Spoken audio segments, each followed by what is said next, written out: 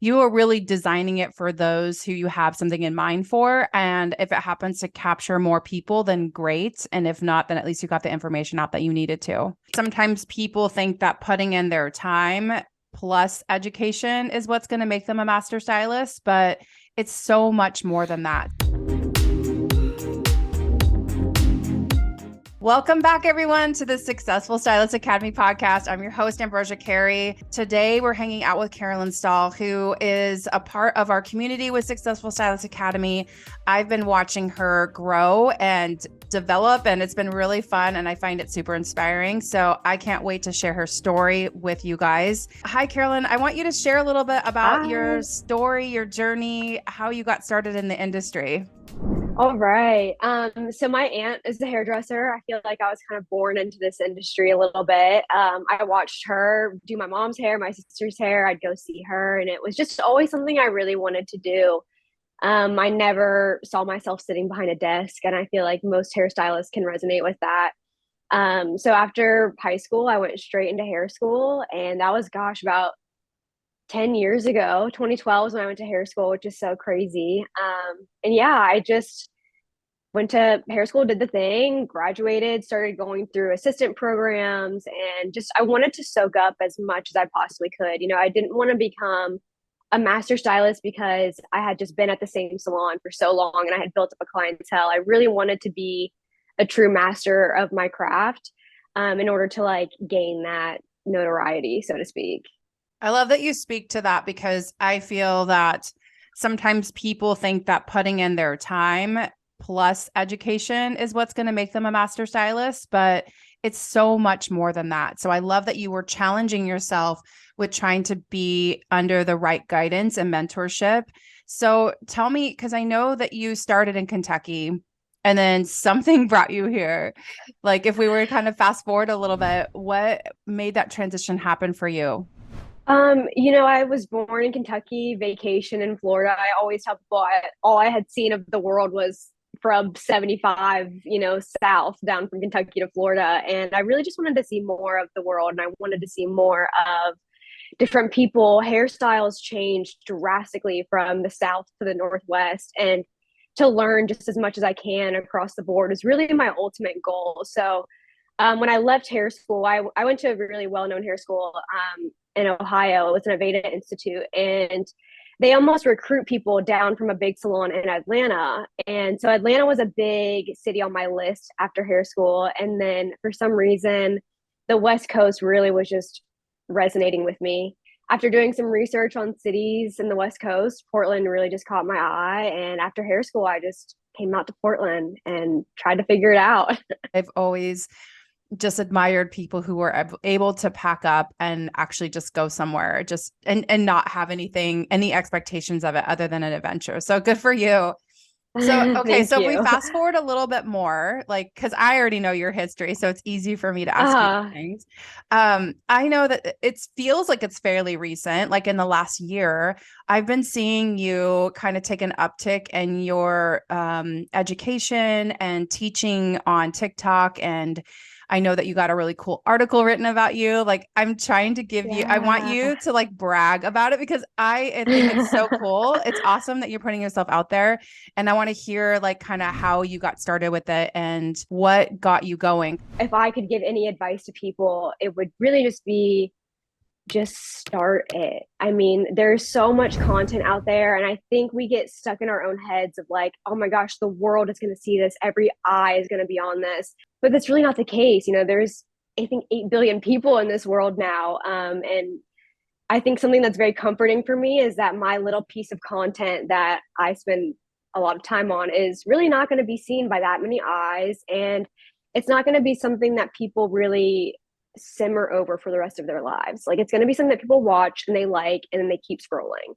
And I think I find that very comforting, as much as it is kind of oh, what's the point? People are just going to see it and keep scrolling. But the persistence of that really just kind of keeps you at the forefront.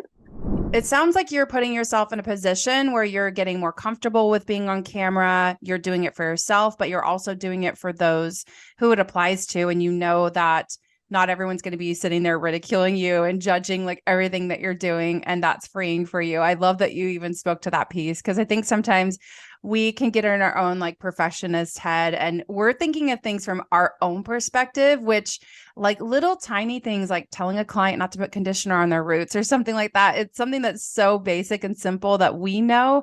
Not everyone does know that. So I feel like you're trying to serve the audience of those who don't know, because you're doing a lot of education about like scalp care, how shampoo works, like what it means, sulfates and things like that. I've heard you talk about that.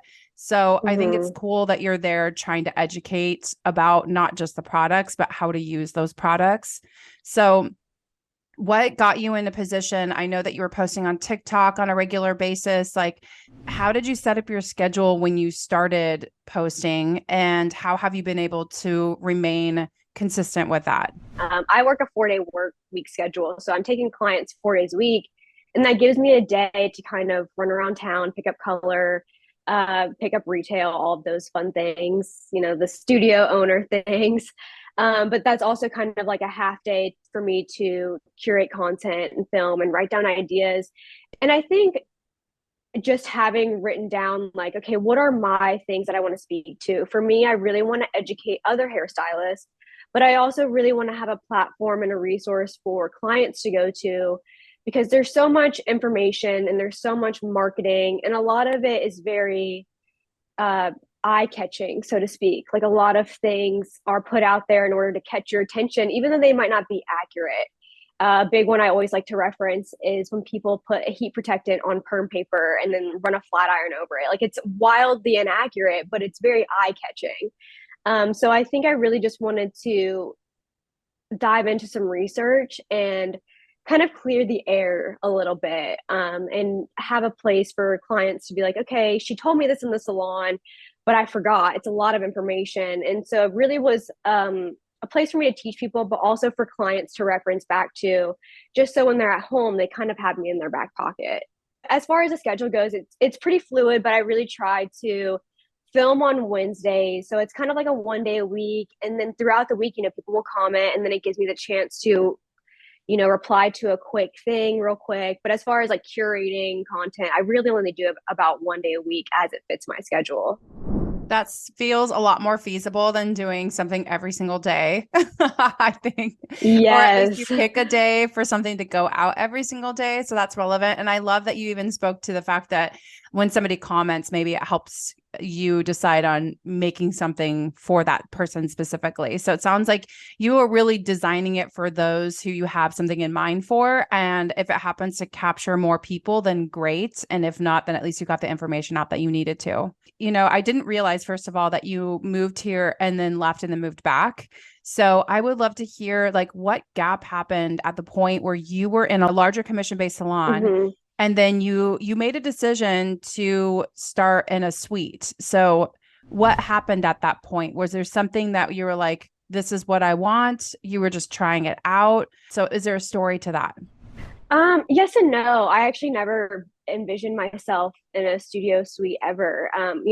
Growing up in the Aveda world, it's very frowned upon to be in a suite. They're all about commission salons. And I think commission salons are absolutely phenomenal, especially if you're straight out of hair school. Could not recommend a commission salon enough. When I was in Atlanta and the pandemic hit, the industry flipped upside down. And oddly enough, it sounds like a tragic story. Everything's obviously great, but my apartment had a gas leak and it exploded. And I think at that What? point, I know it's so random, but I think at that point my partner and we were just like, what now? Like we don't Wow. have really a place to live. And Atlanta was great. I loved it, but I think I really just hit a point where I wasn't resonating with the environment anymore. It's a very hustle culture type of city. And I really just miss the Northwest a little bit. And I think just something in my gut really said, like, something's got to change. I just felt something inside me that was like, I really want to start something of my own, whether it is like my own education, my own social media platform, or whatever. But when we moved out here, I had no intentions of opening a studio. I was running around town looking at salons, DMing stylists of salons, being like, hey, how do you like this one? How do you like this one?